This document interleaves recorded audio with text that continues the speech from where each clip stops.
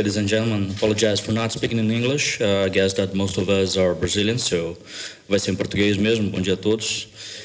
Sintam-se homenageados aí nas pessoas do juiz Peter Messiri, do ministro João Otávio de Noronha, presidente do STJ, em nome de quem eu saúdo todas as autoridades aqui presentes, e são muitas, além, claro, dos doutores Augusto Coelho, e me permitam a doutora Conceição Coelho, que é aniversariante do dia, né? No tema de hoje, no tema desse painel, a gente vai tratar da inteligência artificial e a relação com as cortes, presente e futuro. Então, nossos palestrantes vão abordar como a inteligência artificial já influencia, principalmente como poderá influenciar o trabalho do judiciário. E algumas grandes questões, né? Principalmente no Brasil, como o judiciário tem tratado aí os 80 milhões de processos atualmente em trâmite, como é que a gente pode reduzir esse acervo de uma forma justa e como é que a gente pode melhorar o sistema de administração da justiça, no Brasil. Então, nós buscamos todos aí uma justiça mais célere, mais efetiva e, ao mesmo tempo, mais justa, né?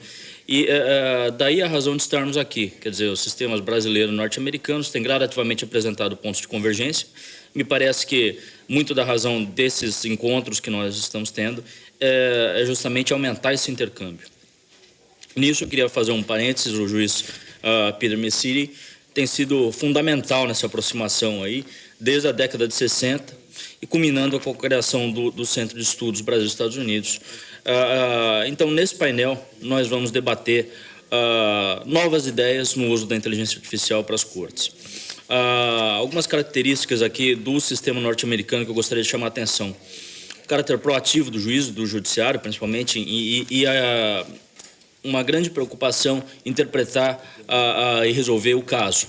Isso me parece ser essencial. E isso tem levado e tem influenciado a formatação, inclusive, do processo eletrônico, que vai ser abordado pela Dana, e como a inteligência artificial tem auxiliado num gerenciamento melhor de casos. Tanto é que o nome do sistema deles é Case Management, pela sigla CM, e CF, Electronic Case Filing, e ela vai mostrar um pouco sobre como isso tem sido feito e quais são os novos desafios. Isso incluiria compatibilidade de sistemas, a utilização de dados e como isso tem sido abordado também com relação à privacidade, a privacidade dos dados.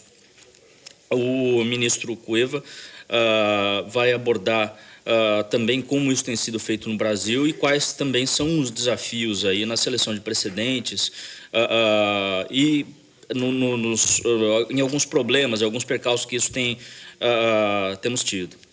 Enfim, eu acho que o grande motivo disso, no fundo, como o juiz Peter Messiri falou, é realmente garantir o acesso à justiça.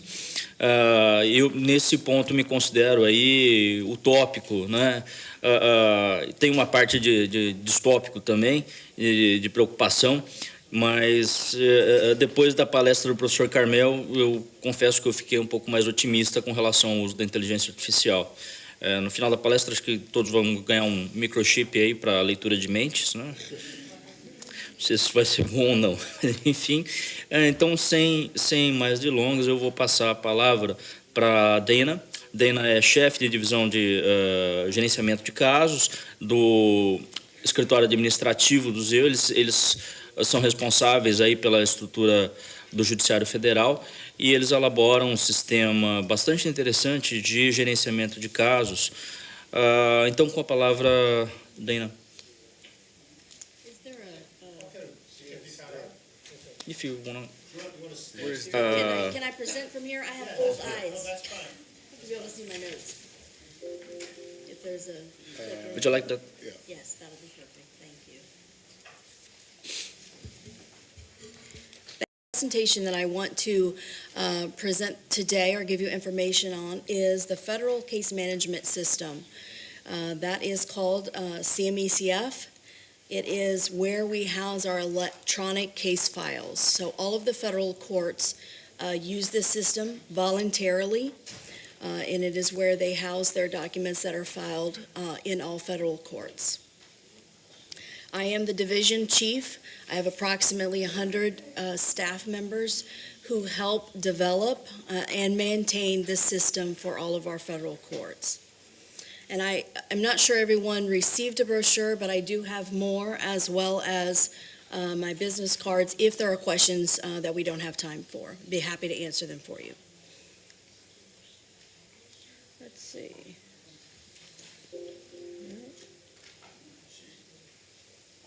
How do I forward? What do I need to point at? There we go. No?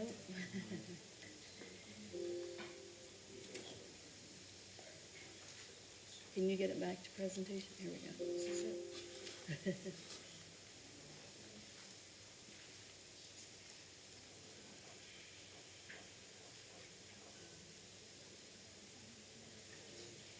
And is this the button right here? That's the one I clicked, but it didn't go to. Perhaps it's this one. That's it? This one. That's it. All right, thank you. All right, so to give you some information, this is an actual docket sheet from a court, the United States District Court in the Western District of Wisconsin. So this gives you an idea of the case data that's captured and displayed electronically. The information that is generated on a case docket comes from the case opening process. So the success is determined by the volume. As you can see, the statistics that are listed there on the right, this system houses a lot of docket entries. Our average is about 4.5 million to 5.5 million docket entries every month. We manage approximately 55 million cases in the system, and we have about 1.1 million unique attorney filers. So while attorneys may file in more than one district, these statistics are based on unique attorney filers. We are also able to capture the filings for any given hour on any given day for all of our 204 courts. And believe it or not, we have a lot of attorneys who file at midnight. I'm not sure why that is.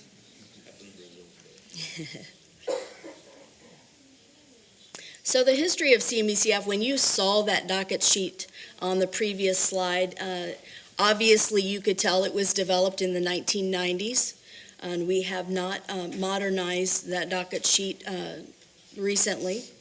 But the purpose of the CMECF system was to allow attorneys to file 24 hours a day, 7 days a week, from any remote location, as long as they had an internet connection. It also allows opposing counsel, as well as chamber staff, to see documents that are filed instantaneously. We first rolled it out in 1996 in November, and then we started on the United States Court of Appeals filing system in 2001. And as I stated, this is voluntary. There is no mandate from the administrative office that each court take this filing system, but they did so voluntarily. All 204 courts were live on this system by 2012. So we are now looking at modernizing those systems, and I'm going to show you some of those capabilities. So how do we extract information in CMECF? We needed to find a way to extract information so that we could use that in other methods in the next generation of CMECF. Our data points are database tables. So there are hundreds of database tables that information is stored in. We also control that by user groups. This allows us to control who should see what and what documents are restricted. We also have what we call a dictionary, which is a docket processing function that is configurable by each court. So while my staff develops the release and sends it to the courts, they are allowed to modify their CMECF system any way that they feel necessary. So part of the case management system allows a court to generate deadlines. It allows them to track those deadlines, schedule hearings and trials. It restricts documents, automatically notifies parties on a case when something has been filed, and it allows judges to run reports to see their pending motions, as well as the clerk's office to perform quality control.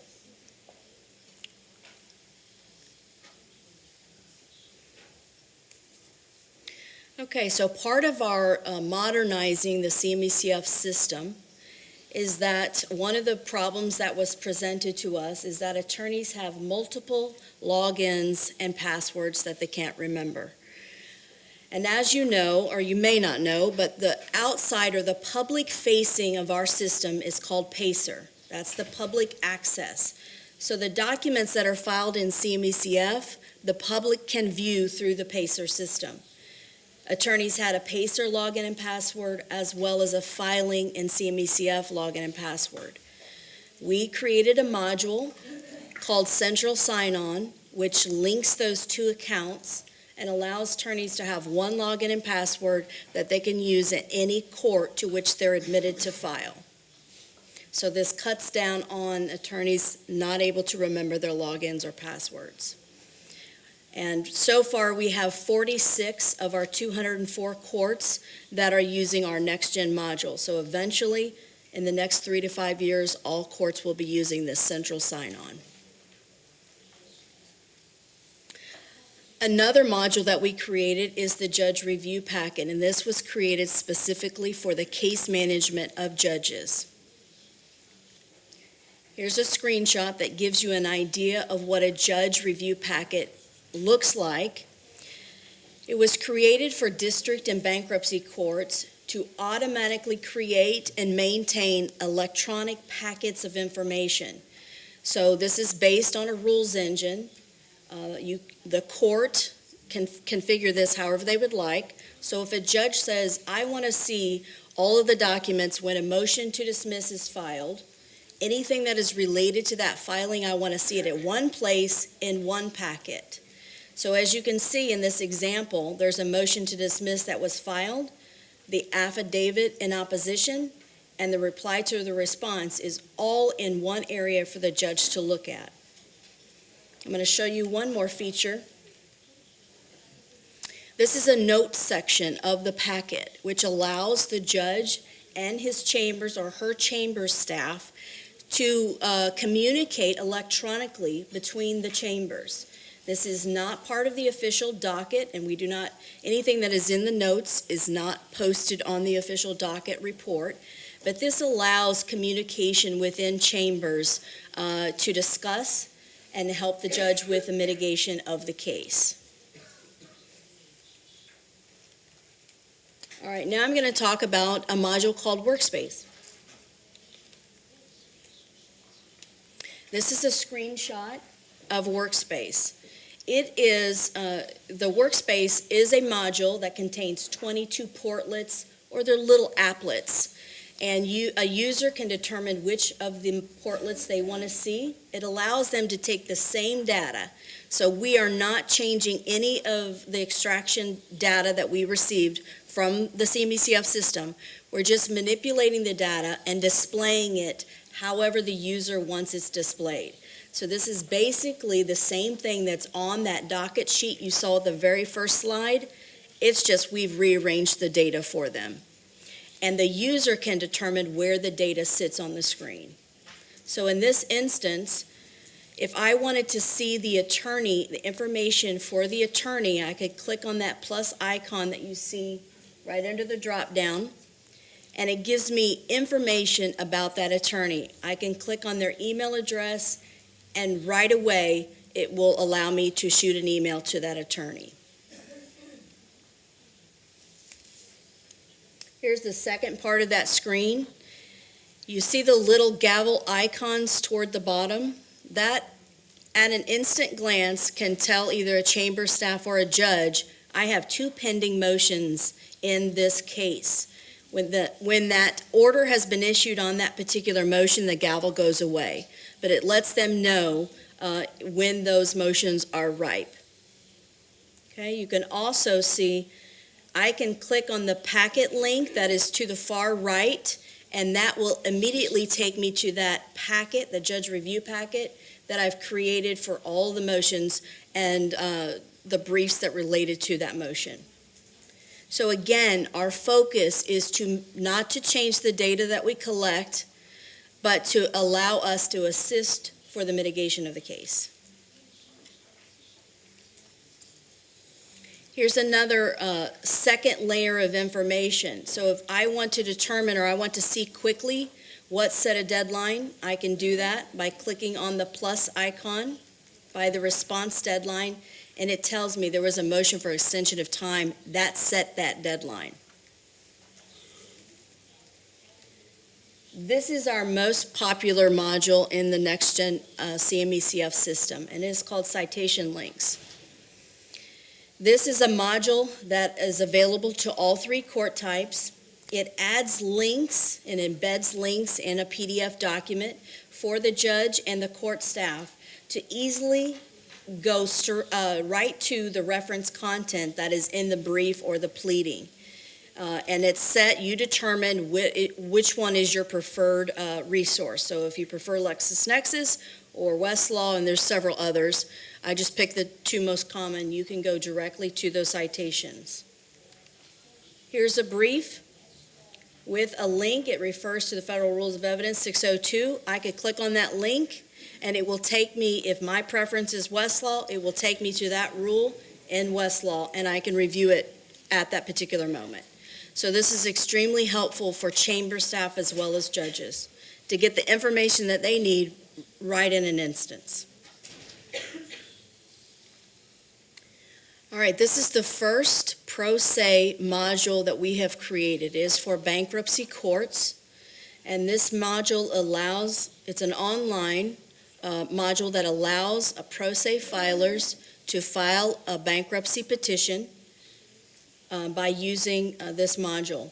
When you file bankruptcy, there's approximately 20 official bankruptcy forms that have to be completed in order for the filing to be deemed official. And this system assists them to do that. Dina, Yes. you know, only in small claims courts in Brazil can you appear without an attorney. Okay. Otherwise, you must have an attorney in all litigation. So we call that self-representation. We do allow that, Okay. but not in Brazil, except in small. Okay, all right. So if you look at the interface, like I said, we started with bankruptcy courts because it is very form-driven. That is not the case in district and United States Courts of Appeals. But for bankruptcy, we could create a module that's very TurboTax-like, which walks them through questions. So basically, the pro se filer is clicking buttons and answering questions.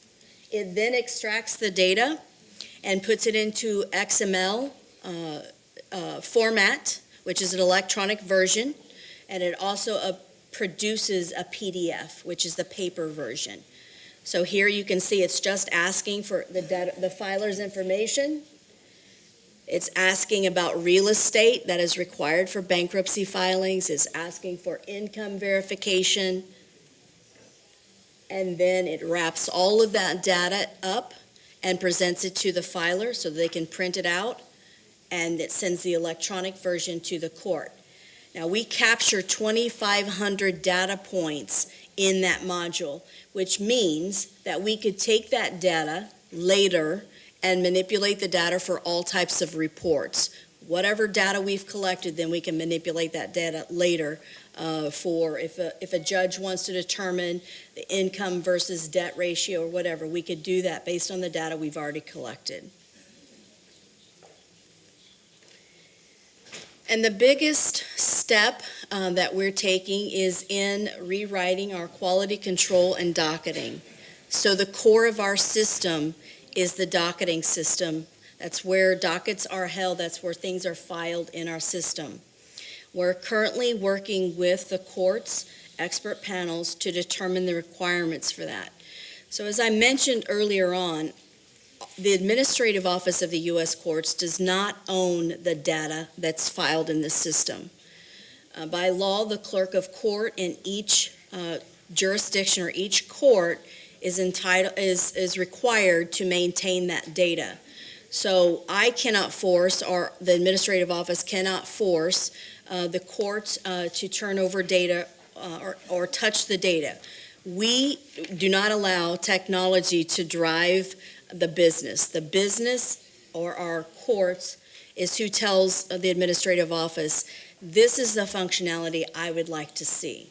And then we do our best in our office to find technology that will meet that requirement without causing unintended consequences. So part of what we're looking at now is scanning documents on the front end before it's filed and collecting information within those documents to populate screens. In order to do that, of course, the capabilities are either OCR, ICR. There's several types of character recognition software, but that is the direction that we plan on going, as well as indexing and workflow.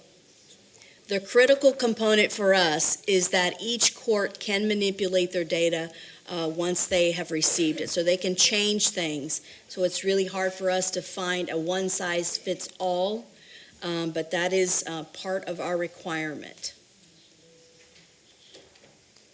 Okay, and do you have any questions about the CMECF system?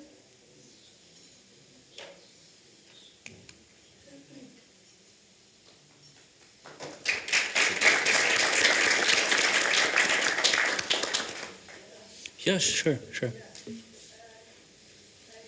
think that in our court system, program is not just a distinguished professional and per se, but also the court itself is processing of complaints, from the intake to the processing and procedures and the record. And the filing of record itself is a problem. And per se, especially, cannot get information, although the defendants, although they have lawyer, the lawyer didn't really communicate with the defendants or litigants. So with the AI or whatever technology, would there be improve these type of things, make it a more justice, more fair, better society, better court system? I'm not sure. I guess that maybe how you deal with due process and improve due process with AI. I'm not sure if I understood correctly, but this is what it seems to me. Anything that people can complain about our court system, maybe the professional, they can complain too, but they don't usually speak up. And the court system itself, the profile itself can change, so you cannot trace back. Even when you have won the case, but case don't really give you the litigants the real award or reinstatement and things like that. And the court system usually lost all the case because they hide it somewhere. So in the CMECF system, if Dina, yeah. you need to repeat because she's not being picked up by the interpreters. Okay, I think the question, the last statement you made had to do with the case no longer being accessible, or other people could not view the case after it's resolved. Was that correct? Right. So someone in the case cannot receive the transcript or information about the case. So the difference in, I think, with the CMECF system is that we do not archive or remove any of the documents that are filed in the CMECF system. So the documents that were uploaded and filed in the late 90s, the documents are all still there. We have not moved any of the documents to an electronic archive system. They're all accessible, and you can view them through as a public user through our PACER system. You can also go to any federal courthouse in the clerk's office and view documents within our CMECF system. Now, the only time you cannot view a document or a case in the CMECF system is if it has been restricted, either through sealed or something, but that requires a judge's order in order for a document or a case to be sealed. Everything else is accessible. Yeah, let me say, please hold your questions until after. Let's finish the presentations and see how we do, and then with time remaining, we'll allow questions. So please finish, Dina. Go ahead. Okay. Yeah. I am. Yeah. Okay. Now let's move on to, vamos continuar com duas línguas, com o ministro Ricardo Vilas Boas Cueva, é ministro do Superior Tribunal de Justiça, foi procurador da Fazenda Nacional, foi conselheiro do CAD, tem uma formação bastante vasta aí, formou-se em Harvard, também graduou-se em Harvard, depois foi para a Alemanha. Ministro.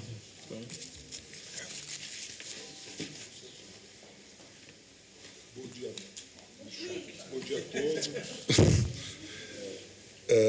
Cumprimento os meus colegas, o Augusto, aniversariantes do dia. É uma alegria estar aqui sob os auspícios do Peter Messitti, que é um amigo do Brasil de tantos anos, falar um pouco da experiência do STJ com inteligência artificial.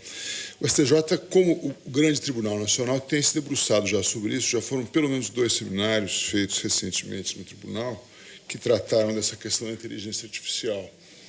Então, eu vou procurar explorar um pouco das peculiaridades do Brasil, né, a nossa hiperjudicialização, a existência de vários modelos de processo eletrônico, diferentemente do que eu vi hoje, e para minha surpresa positiva, aqui nos Estados Unidos existe a tendência a uma unificação e a criação de um portal único que permita aos profissionais de direito, aos advogados, aos juízes, ter um acesso mais simplificado ao processo eletrônico.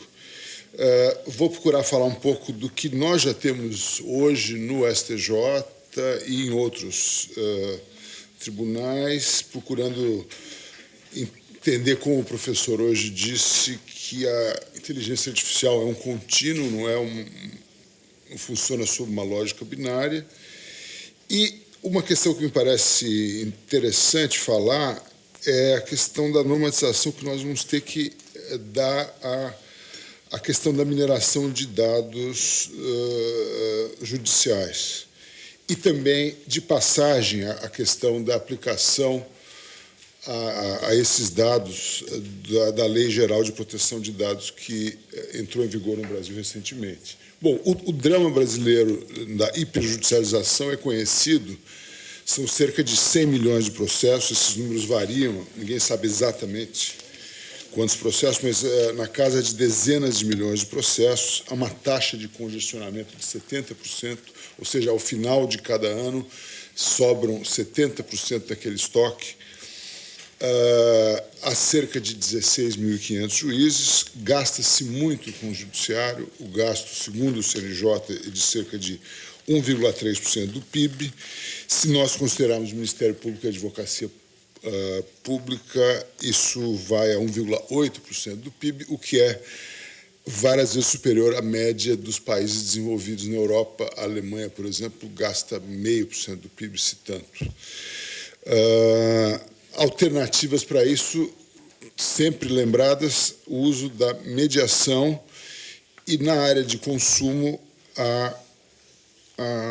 o uso de plataformas eletrônicas de resolução de disputas, as ODRs, Online Dispute Resolutions. Esse gráfico ele é interessante, que ele mostra, por um lado, a linha azul, que nós julgamos sempre mais do que entram, mas, mesmo assim, a taxa de congestionamento é alta. Agora, o dado positivo e impressionante é que, desde 2009 até hoje, o número de processos que tramitam sob a forma eletrônica tem subido dramaticamente. Segundo dados do CNJ, durante o ano de 2017, somente 20% do total de processos que entraram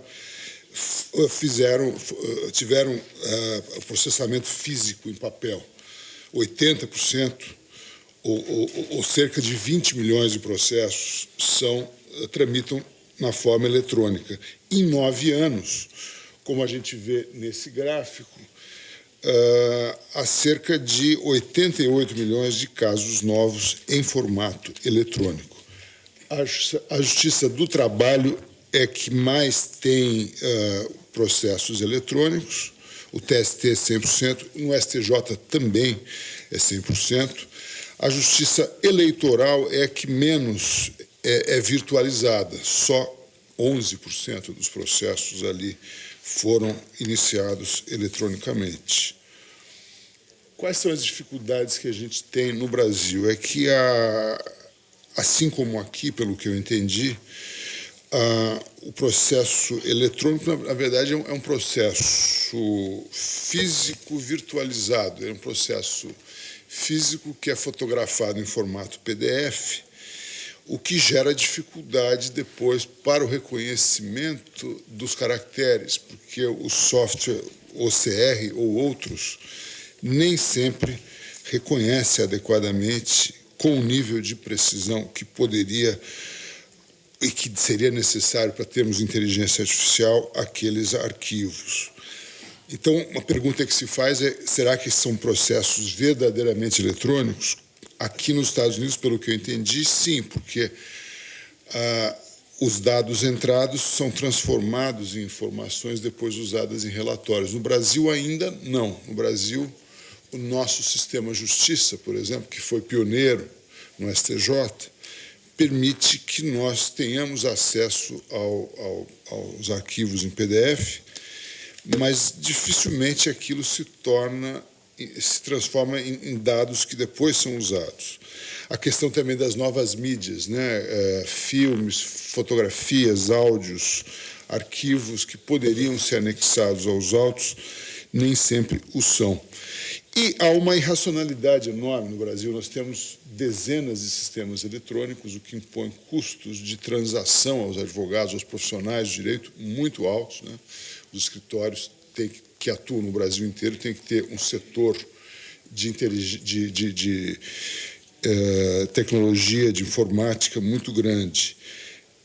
E, segundo os números do CNJ, na Justiça Estadual, em 2017, existiam 8 tipos de sistemas eletrônicos. No primeiro grau, 9 tribunais usam o PJE na primeira instância. O PJE, talvez acho que o Adamec vá explicar melhor do que se trata, ele é que permitiria efetivamente passarmos de um processo físico virtualizado para um processo efetivamente eletrônico, que efetivamente permita uma interação e uma extração de dados automática. Nós já temos no Brasil um marco legal razoavelmente adequado, com o novo Código de Processo Civil, que entrou em vigor em 2016, nós já temos alguns dispositivos que tratam da produção, comunicação, armazenamento e validação dos atos processuais, e também um dispositivo, o artigo 194, que trata de sistemas de automação processual, os princípios que devem ser observados, a publicidade, o acesso, a participação das partes, e também algumas garantias, como a disponibilidade, a independência da plataforma, acessibilidade e interoperabilidade. Fica claro também que o Conselho Nacional de Justiça é que deve regulamentar a prática e a comunicação oficial de atos processuais por meio eletrônico. Por trás disso, temos um debate bem contemporâneo. Recentemente, o Tribunal de Justiça de São Paulo, o maior tribunal do país, contratou a Microsoft para armazenar seus processos eletrônicos na nuvem e criar um novo modelo de processo eletrônico sem antes fazer uma consulta pública ou ouvir o CNJ, o que levou à suspensão do contrato até a decisão do colegiado.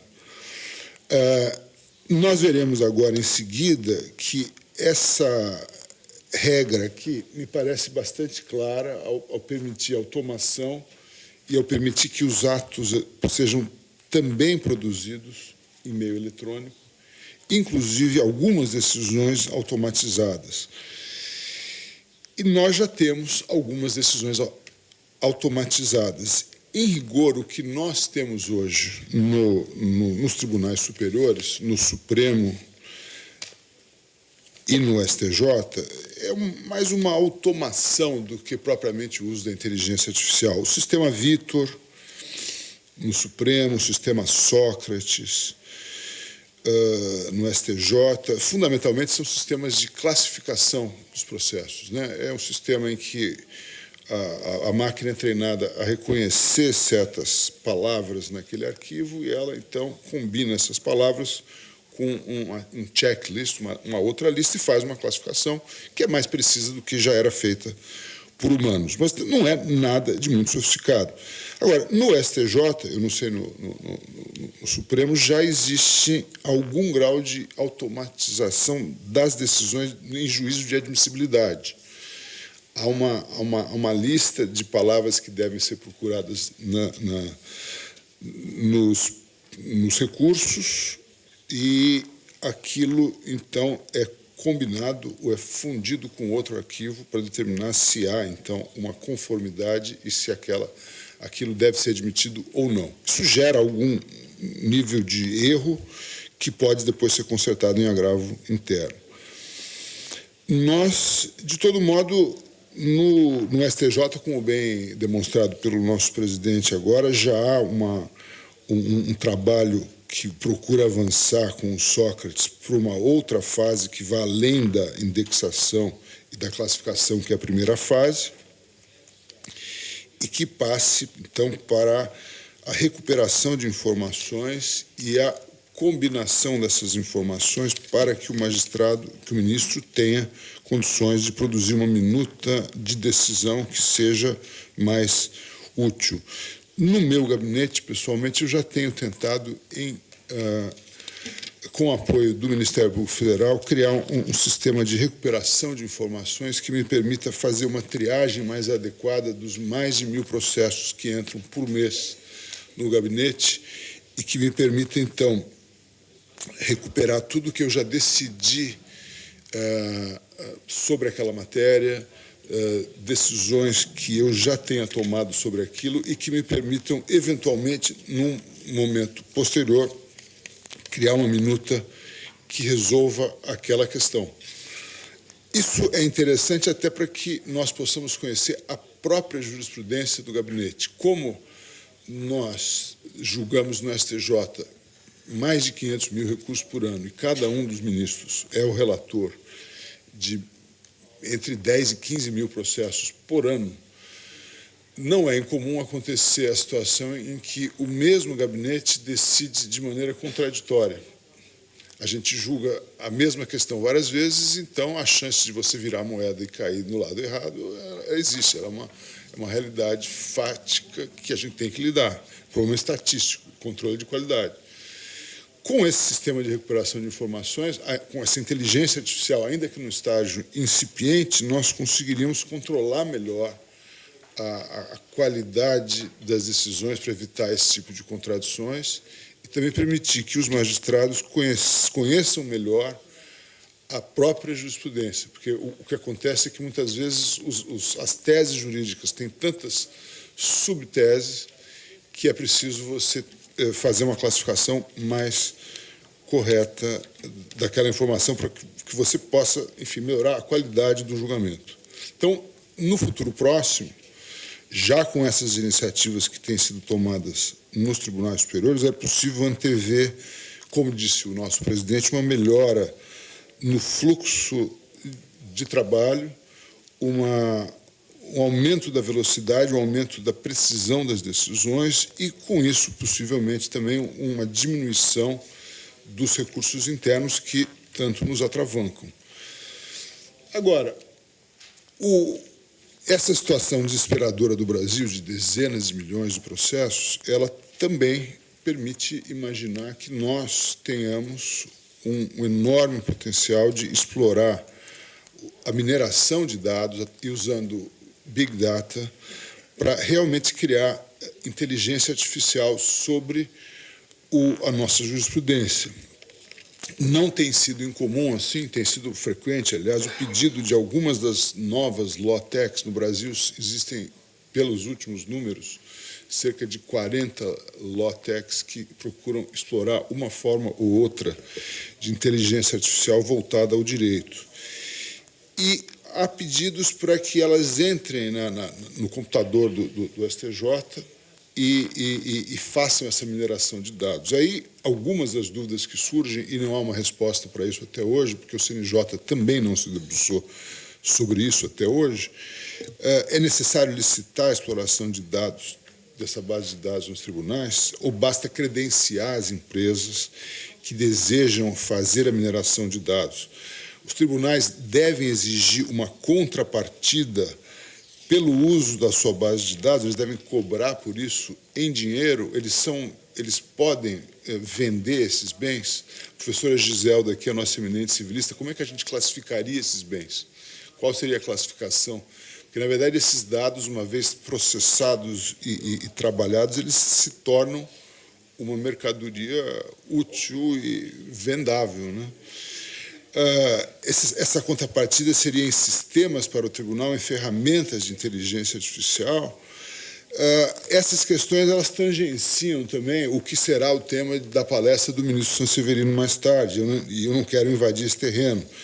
Como é que nós deveremos nos disciplinar a questão do tratamento de dados pessoais? A nossa nova Lei Geral de Proteção de Dados Pessoais de 2018, ela foi inspirada no modelo alemão, no modelo europeu, eu diria. Então, tudo que disser respeito à coleta, produção, recepção, classificação, utilização, acesso, reprodução, transmissão, distribuição, é considerado tratamento de dados pessoais na lei, e isso exige o consentimento do titular desses dados, ou basta a anonimização dos dados pessoais, como a própria lei permite para efeitos de pesquisa, por exemplo? Essa base tem que ser auditável, é uma outra questão também interessante. De todo modo, eu queria encerrar com alguma reflexão sobre a questão que vai aparecer, e já começa a aparecer agora que nós já temos algumas decisões automatizadas, ainda que de maneira muito incipiente. De quem é a responsabilidade pelas decisões? É sempre humana. Ainda que a máquina tome a decisão, segundo alguns pensadores nessa área, a responsabilidade deve ser sempre humana, mesmo que o carro que tome uma decisão equivocada e atropele alguém, seja quem vai responder não é a empresa que fez o carro, é o humano que programou, enfim, em última análise a responsabilidade será sempre humana. Deve haver transparência com uma indicação clara de que aquilo se trata de um uso da inteligência artificial e, em princípio, o consentimento do titular. Há também alguns outros princípios aplicáveis à inteligência artificial no direito, os princípios Asilomar, que tratam, um deles, da transparência judiciária. Qualquer envolvimento de um sistema autônomo na tomada de decisões judiciais deve fornecer claramente uma explicação satisfatória e auditável por uma autoridade humana competente. Os sistemas de inteligência artificial devem ser projetados e operados de forma a serem compatíveis com ideais de dignidade humana, direitos, liberdades e diversidade cultural.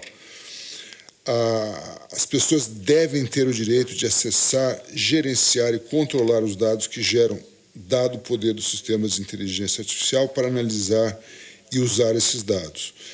E, por fim, a aplicação de dados pessoais não deve restringir injustificadamente a liberdade real ou percebida das pessoas. Esses são alguns desafios que a gente vai ter que enfrentar para efetivamente fazer com que essa nossa riqueza de dados processuais, que talvez seja a única no mundo, né, são centenas de milhões de processos já em formato eletrônico, que podem ser usados para extração de informação relevante com o Big Data, com o Data Mining, mas que talvez precisem de algum compasso, alguma orientação normativa para evitar problemas que depois possam impedir o uso efetivo desses dados. Nós já temos dado os primeiros passos, acho que o STJ está trilhando o caminho certo, mas é preciso investir muito mais ainda em tecnologia para que nós consigamos superar alguns dos gargalos. Como eu já disse, um dos maiores gargalos hoje está na leitura desses dados, né? O uso do OCR tem gerado alguns erros muito grandes, até porque a digitalização dos arquivos é deixada aos profissionais do direito e ela nem sempre é feita de maneira adequada. Há erros. O arquivo PDF ele é enviado como imagem e não como texto, que às vezes dificulta a leitura.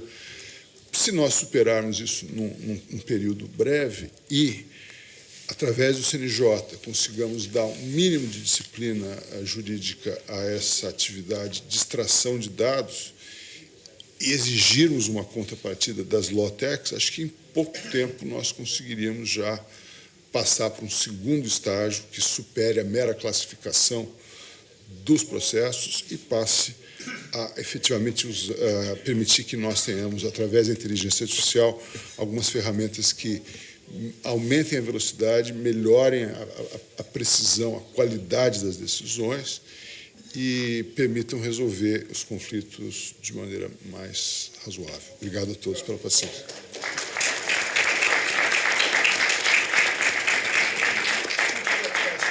Whose regulations are they? What agency or court? And what kind of sanction if there's a violation? Pelo próprio Código de Processo Civil, que eu transcrevi aqui, a competência para regular isso seria, em princípio, do Conselho Nacional de Justiça, o CNJ, né? Na questão da automação processual e do uso dos dados decorrentes dessa automação, me parece que seria do CNJ. Por outro lado, essa autoridade do CNJ, não, em nome da autonomia dos tribunais, não tem sido muito utilizada. Nós temos no Brasil 27 tribunais de justiça estaduais, mais 5 tribunais regionais federais, incontáveis tribunais do trabalho. A soma de tribunais, todos considerados autônomos, é enorme. Na Justiça Federal, por exemplo, tem os 5 tribunais regionais federais, cada um tem o seu sistema, apesar de serem todos integrantes de uma única Justiça Federal. Os tribunais estaduais, isso é ainda mais dramático. Então, a situação no Brasil está longe de ter um portal único que permita o acesso unificado a todas essas informações. Acho que esse seria o ideal, a criação de um portal que permitisse que o profissional do direito, com uma única senha, um único login, conseguisse entrar, protocolar sua petição, o seu recurso e ter acesso aos autos. Quanto à questão da proteção de dados pessoais, a legislação que criou essa normatização, ela teve vetados os dispositivos que criavam uma autoridade de proteção de dados. Uma medida provisória no ano passado criou isso, e essa autoridade de proteção de dados pessoais, em princípio, é que deveria tratar dessa questão da anonimização dos dados. Isso pode ser visto, de um lado, como uma burocratização ao uso da inteligência artificial ou, ao contrário, como um pré-requisito para que ele seja desenvolvido sem riscos no futuro próximo.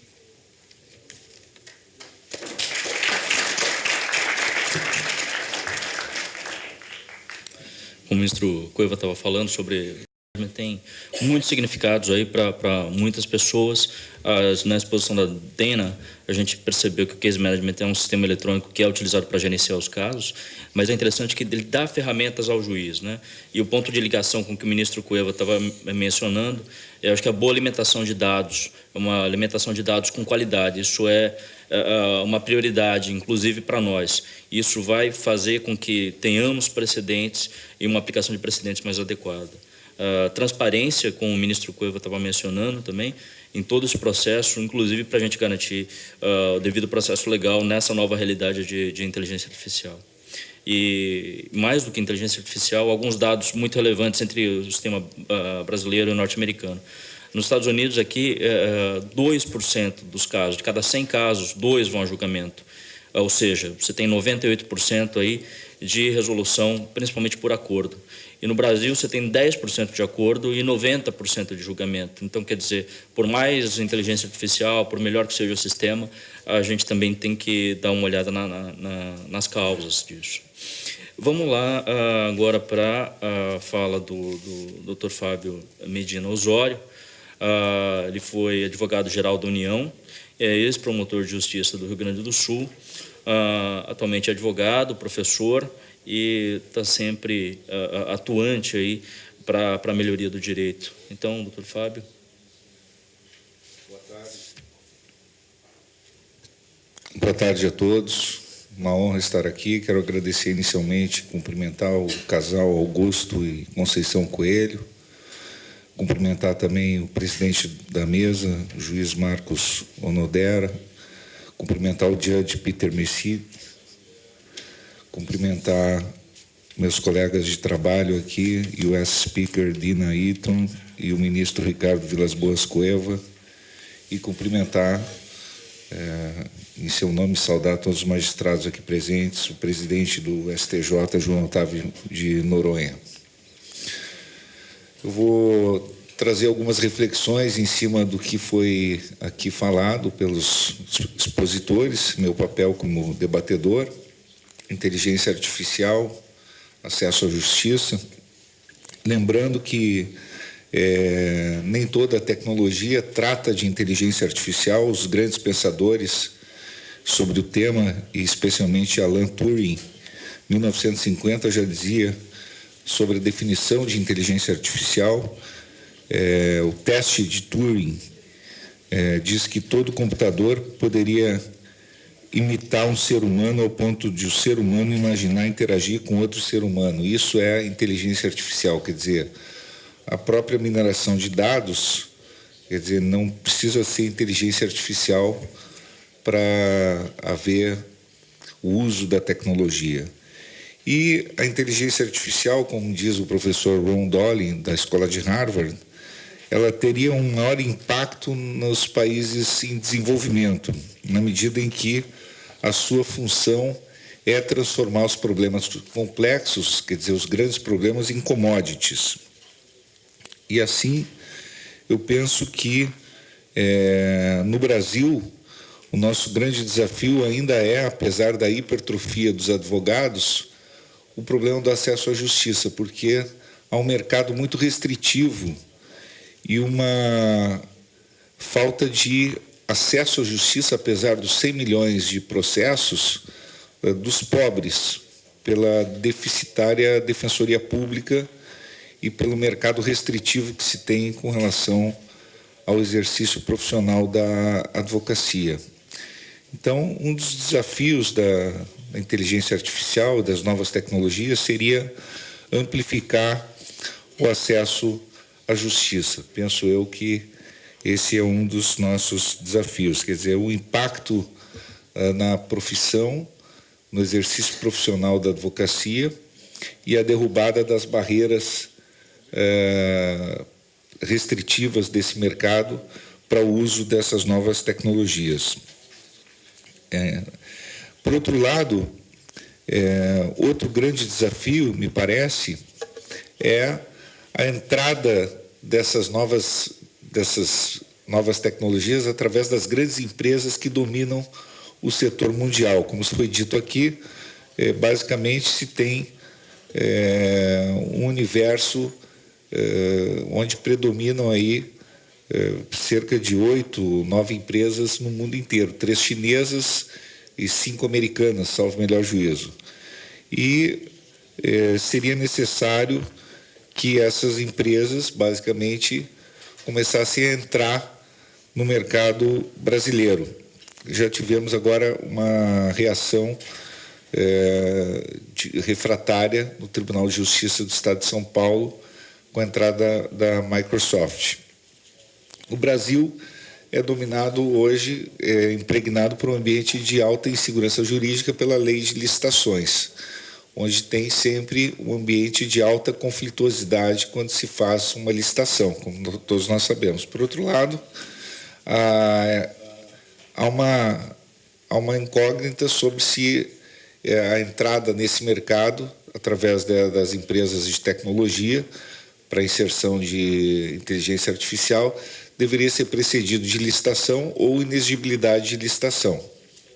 E ainda, se haveria necessidade de uniformizar esse marco normativo, essa inserção dessas empresas a partir de algum órgão regulador, como seria o CNJ, ou mesmo uma harmonização dos colégios nacionais, seja do Ministério Público, Procuradores Gerais, Conselho Nacional de Procuradores Gerais dos Ministérios Públicos dos Estados da União, ou Colégio Nacional de Tribunais de Justiça, ou CNJ, enfim, se haveria necessidade de harmonização desse ambiente, ou se cada tribunal poderia fazer o seu próprio certame, seja de inexigibilidade, seja licitatório, se cada um poderia ter sua empresa licitando ou não licitando, ou da sua preferência, ou como isso poderia ser melhor otimizado. Então, havendo licitação, a perspectiva seria certamente de um ambiente conflagrado. Não havendo licitação, como se daria esse cenário? Então, como seria a inserção dessas novas tecnologias no ambiente tão aberto e de potencial conflituosidade normativa como é o Brasil hoje em dia? Essa é uma questão interessante.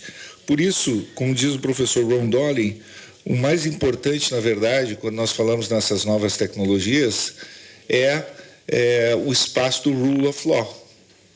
Quando você tem um espaço de rule of law muito instável, não tem um ambiente de segurança jurídica, às vezes fica difícil conseguir a inserção das novas tecnologias. E o Brasil ainda vive, em certo sentido, um ambiente onde se necessita consolidar e pacificar bastante a segurança jurídica para a consolidação de alguns direitos fundamentais no que diz respeito aos investidores internacionais, do meu ponto de vista.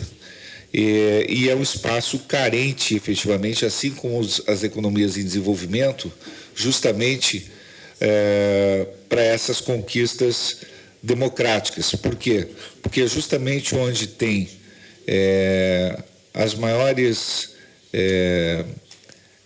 lacunas em termos de implementação de direitos fundamentais, onde há precisamente a necessidade das novas tecnologias serem efetivadas. Então, com essas considerações, obviamente, alguns comentários que foram feitos aqui nas palestras que antecederam, os desafios sobre a proteção de direitos individuais frente à inteligência artificial, a nova lei da proteção de dados no Brasil, nós temos um marco normativo bastante sólido, em abstrato, mas está longe de ser efetivado em concreto pela fragmentariedade ainda das nossas instituições. Basta dizer, basta lembrar a forma de atuação do nosso Ministério Público brasileiro ao abrigo da independência funcional, em que cada um faz o que bem entende, em que se tem aí praticamente milhares de ministérios públicos atuando ao abrigo do princípio da independência funcional e olvidando o que é o princípio da unidade institucional. Então, quando se tem em abstrato uma normatividade que aparenta ser provida de muita segurança jurídica, mas em concreto nós temos ainda instituições carentes de um desenvolvimento mais sólido, a meu ver, pelo menos algumas delas, nós temos esse ambiente de rule of law carente, efetivamente, de uma maior densidade para poder implantar salvaguardas mais consistentes para a nossa proteção jurídica desses direitos dos quais a nossa população tanto carece. Com essas observações, eu agradeço mais uma vez a oportunidade de poder trazer esses breves comentários aqui, as palestras que foram predecessoras aqui nesta mesa, e agradecer ao professor Peter Messit ao Augusto Coelho pela oportunidade e cumprimentar mais uma vez os palestrantes desta mesa que foi tão brilhantemente ocupada por pessoas tão honradas. Muito obrigado. Parabéns ao nosso querido Dr. Fábio Medina, que fez uma brilhante exposição aí, inclusive fazendo uma análise comparativa com o sistema de common law. Nós temos tempo para 2 ou 3 perguntas antes do almoço, que pelo sistema de inteligência artificial será servido no lobby, né? Alguém tem questões, por favor?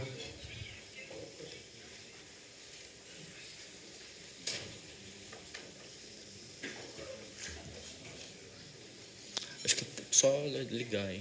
Não está funcionando. Então, por favor. Pessoal, vocês me desculpem, mas o tema é inquietante e é o que eu estou pesquisando aqui. Então, ministro, primeiramente, fico muito feliz de saber que o STJ está com uma visão super moderna com relação a esse tema de tecnologias. E Vossa Excelência tocou num ponto que, particularmente, tenho uma preocupação também e venho buscando algumas respostas nas pesquisas que tenho feito aqui. Um dos pilares da tecnologia é a informação e o armazenamento dessa informação. Vossa Excelência mencionou um caso ocorrido recentemente no Brasil, que foi a suspensão de um contrato bilionário pelo Tribunal de Justiça de São Paulo, pelo Conselho Nacional de Justiça. E um dos argumentos que eu li era o risco que uma empresa estrangeira, cuidando de dados judiciais brasileiros, teria em armazenar esses dados fora do país. Qual preocupação, de fato, nós teremos que ter com relação à proteção desses dados, né? Uma vez o senhor também mencionou a questão da mineração dos dados do Tribunal de Justiça.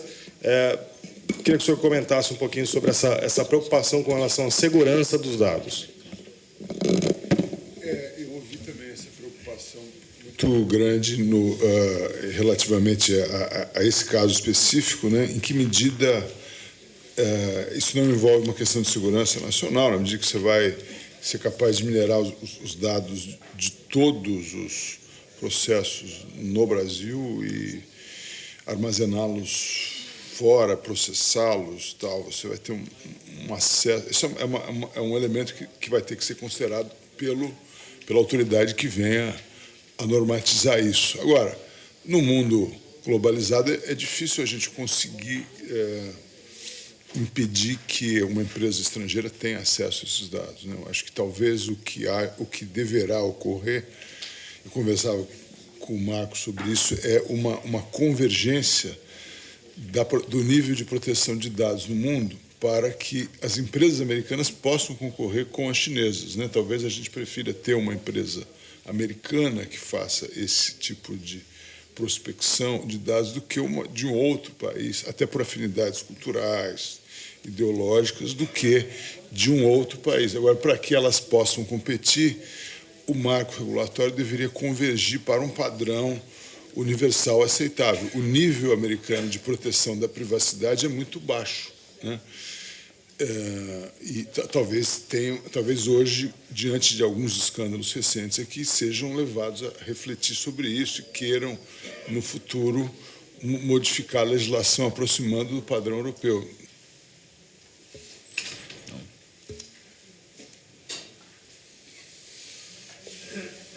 Very good. Thank you then to our participants, President of the Mesa Unidera, Ministro Ricardo Cueva, Dina Eden from the United States Administrative Office of the U.S. Courts, and Dr. Fabio for his intervention.